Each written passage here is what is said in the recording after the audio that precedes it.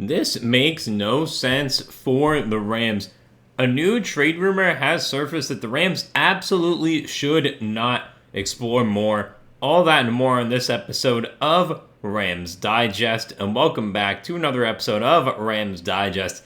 And I am your host, Joshua Finehirsh. I am back. Yes, I know I had a busy week. I'm here. We're back on our regular schedule now here at Rams Digest. Shout out to my co-host, Joshua Hiron, for holding down the fort during my absence. But we're back now, back to the regular schedule, as I said. So, for that means you should subscribe if you're happy to see both of us being here now at full capacity. Make sure to hit that subscribe button right now. We're on the road to 6K, 6,000 subscribers, trying to hit that by the time the first round of the NFL draft is on April 23rd.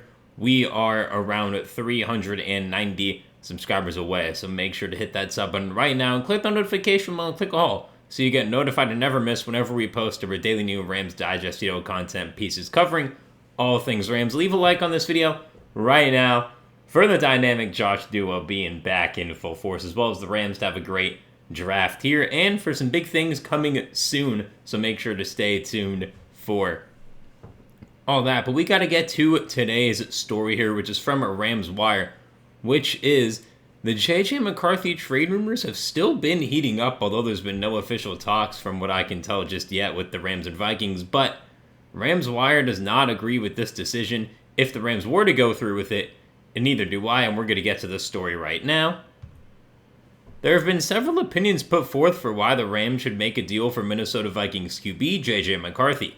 The problem is that we've seen what the fit would look like, and it doesn't pass the small test. There's a lot to love about McCarthy's game, but Sean McVay requires a passer to do certain non-negotiables, and at this point, McCarthy cannot do those things, and it's doubtful that he'll be able to develop those skills.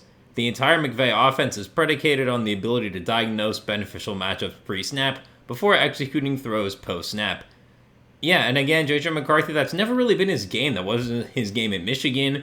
That hasn't been his game so far in his very limited NFL sample size, and it wasn't really that great. So I do agree with this in the sense of that in the things that McVay wants people to do. We saw McVay and Jared Goff's relationship kind of sour over because of these certain traits that Jared Goff did not have. Matthew Stafford has had them and has led the Rams to more continued success. And I don't think JJ, if you trade for JJ, you're also assuming this is Stafford's final season as well, and I don't think we can for sure say that that is the case at this moment, because again, if you're trading for a former, top 10 pick, you're trading for a guy that you're going to be giving a chance to sooner rather than later, especially a guy who's only in year 3. It's not like you're trading for a guy who's in year 7, year 8 at this point.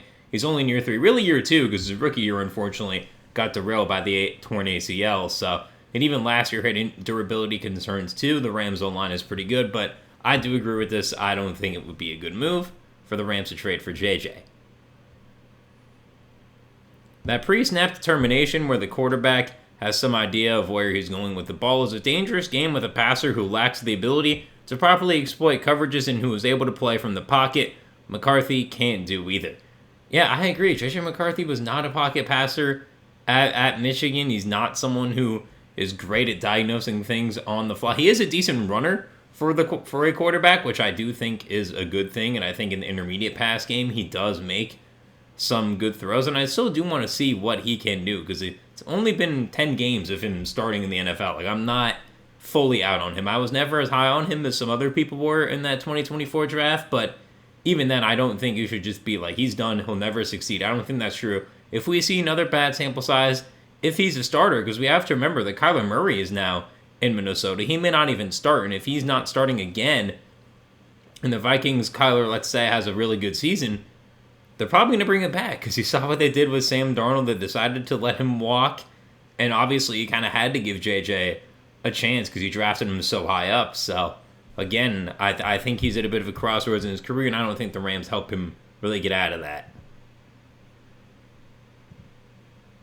When it comes to McCarthy, he's going to need a system that is shotgun-based with a heavy usage of the pistol instead of under-center looks due to his development at Michigan and dual-threat ability.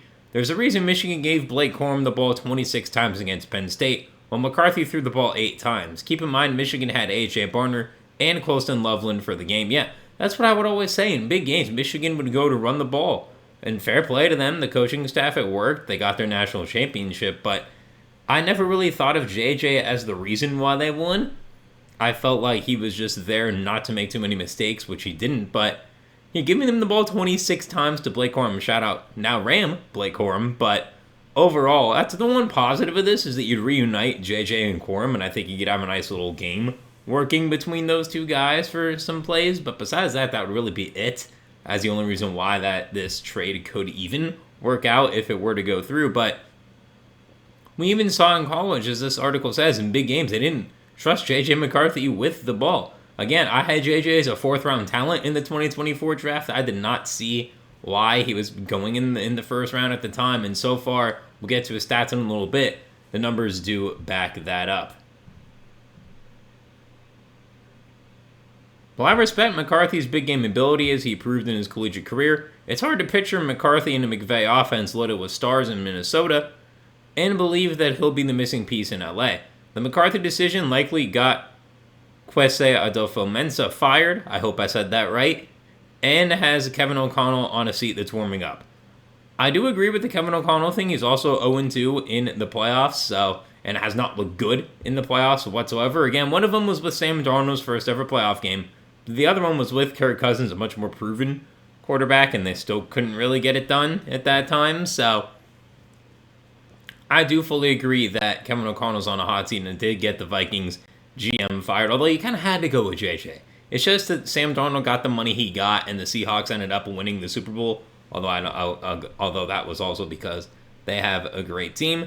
This would be the type of move that could get a GM fired for sure if they were, to keep JJ, start him, and he's not good. So the Vikings do have a motivation to trade him, but right now I just don't see a team that would really take him on for anything more than a late day 3 pick. Despite the noise, McCarthy needs a system that's suited for his play style, and the McVay offense and the way Sean McVay conducts it does not pair well with the former national champion. I fully agree. Already talked about it. I don't see a world where this marriage would end up working. Again, as I already said, if you do trade for JJ, you're kind of just assuming that it's Stafford's final season, and I just don't think we're at that point just yet. But now I kind of have to get into the type of player that JJ McCarthy has been so far in his NFL career and throughout last season. And again, if we just go to these stats here, you're not really seeing a lot of great things here. He played in 10 games because of those injuries. A 35.6 QBR, which ranked 51st. 1,632 passing yards, ranked 32nd. In 10 games, not awful. Yards to me aren't everything. 11 touchdowns to 12 picks matters. The 12 picks in 10 games, not great. 57% completion, again, that can go up. 6.72 yards per attempt, not awful, but should be better. 163 yards per game, ranks 36th. He had 181 rushing yards and 4 touchdowns in 13 games, which I do think there's that upside there. He is 6'3", 219, so he has a good frame. He's still only 23. There are reasons why JJ McCarthy has upside and potential. I certainly don't think he's as bad as he showed last year if he does get another shot, but again, if he has another bad year, you're looking at another situation where that's probably it for him as a starter in the NFL. But there are a few pros of this trade for JJ, not necessarily for the Rams, but for JJ, and that would be the fact that you'd have a future Hall of Famer mentoring you in Matthew Stafford. Again, the system with Sean McVay doesn't work. I do fully understand that, but overall, I think that's a positive for JJ. Matthew Stafford would be his sort of mentor here, and for Les Snead as well, I don't think it's going to cost you too much to get him. You could probably get him for both of your 7th-round picks this year, and I don't really think that matters if the Rams trade those picks. You get JJ, who I still do think has higher upside than Stetson Bennett has really ever had. Kind of similar college careers, although Stetson Bennett actually threw the ball and isn't when it mattered most, a little bit more than JJ did. So for Les Snead, it's not a bad business move to trade for JJ McCarthy, but at the same time, I don't think it makes your team better in the post-Matthew Stafford era, which is another reason why I would not do it. But obviously there are also some cons here, as we've already mentioned, with this Sean McVay system that it's not going to work well with JJ. Sean McVay has a very complex offensive system, as does Kevin O'Connell. but not as much, and we kind of saw that pairing not work early on. And if Kevin O'Connell and JJ, if JJ wins the job, because again, he is competing with Kyler Murray, but if JJ does win the job and he has another bad year with O'Connell, the Vikings are kind of forced to pick, is this a JJ problem or a Kevin O'Connell problem? To me, Kevin O'Connell is a good coach. I don't think he had the right quarterback. You saw with Sam Darnold, the pairing worked quite well. And then Sam Darnold kind of imploded as that year ended. And overall, I just think Sean McVay is the kind of the parent of the Kevin O'Connell offense. And for those reasons, I don't see the system working out if JJ were to get a shot on the Rams as well. And for offensive coordinator Nate Scheelhaase for now, again, if he has a good year, wouldn't be surprised if he ends up becoming a head coach somewhere else. But for him too, is JJ really someone that you think you can mentor into being a great passer? Because with him being the pass game coordinator last year, again, you already had Matthew Stafford there, who was already a great passer. You just had to have the scheme around him with the addition of Devontae Adams and Konata Mumpfield to make this offense hum. And I just don't think JJ, again, if Scheelhaase stays and Stafford retires at the end of the year, that I don't think he'd be the guy that would work well with a Scheelhaase and McVay combined offense. I just don't really see that happening at all. And because of that, once again, I definitely disagree with them going after JJ, as does Rams Wire. And I do just want to make clear that I do really hope JJ does have a good NFL career. I've never been a huge fan, as in I didn't think he was a top 10 pick at the time, but I didn't think he was a bad prospect or anything. And I really do hope that JJ figures it out, but I think for the time being that I don't think it's a great fit for him on the Rams. But the player that I do think would be a good fit, who's somehow still a free agent, Jimmy G. Just bring him back to be the backup quarterback. He was on a cheap deal last year, around $4 million. His market value, if I remember correctly, was just over $2 million. Just bring him back a 1 year, $3 million deal. Why not? Just do it. It gives you a reliable option at the backup QB position, which I think makes the Rams, I wouldn't necessarily say a better team, just because I don't think having a great backup all of a sudden makes you better as long as your quarterback's healthy, which knock on wood Stafford is once again. But if Stafford's not healthy, you need someone who can come in there and win you a couple games if necessary. And Jimmy G is certainly a guy who can do that, because at least we've seen Jimmy G play at a good level, and we haven't seen that yet out of JJ. And Jimmy G played in the Super Bowl. Was he great? No, but at least he's been there. And if for whatever reason he needed to be inserted into a Super Bowl game, at least he's been there before. And I have no clue what JJ would do in that scenario. So to me, Jimmy G is the way to go at the backup quarterback position. But as always, got to hear from you all in the comments. And firstly, it's about JJ McCarthy. Should the Rams even consider trading for JJ McCarthy? To me, the answer is no. I know the price is going to be cheap. He's not going to be worth a lot in terms of draft capital. The Vikings would maybe ask for a player. I don't know what type of player they would ask for. Maybe they would, but I don't even think they would have the leverage on that, really. So to me, it's a no, even though, again, business-wise, not a bad move in terms of what you'd have to give up. But for the team, it doesn't help your team's future or make you better in the present, which means I would not make that trade. And a good GM like Les Snead would not make that trade. That's a Nico Harrison type of trade right there. And now, obviously, the second question here is, what is the best direction the Rams can go to fill out their QB room?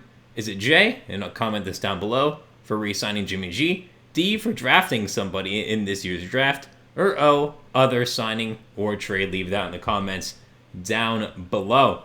And before we end here, I know I already said it, but make sure to subscribe right now. We're on the road to 6K, so you don't miss any daily Rams news. Make sure to hit that sub button right now and click that notification bell. Click all so you get notified and never miss whenever we post our daily new Rams Digest video content pieces covering all things Rams offseason and draft.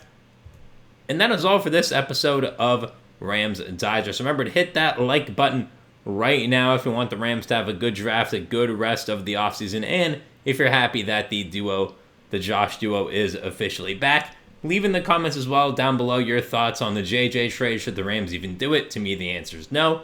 What they can do to fill out that backup QB position, to me, the best option is Jimmy Garoppolo. As it's kind of been this entire offseason after Kirk Cousins got sign. But I've been your host, Joshua Finehirsh, as always. Thank you very much for watching another episode of Rams Digest. I hope you enjoyed it. I'll see you soon for another one, and have a great rest of your day.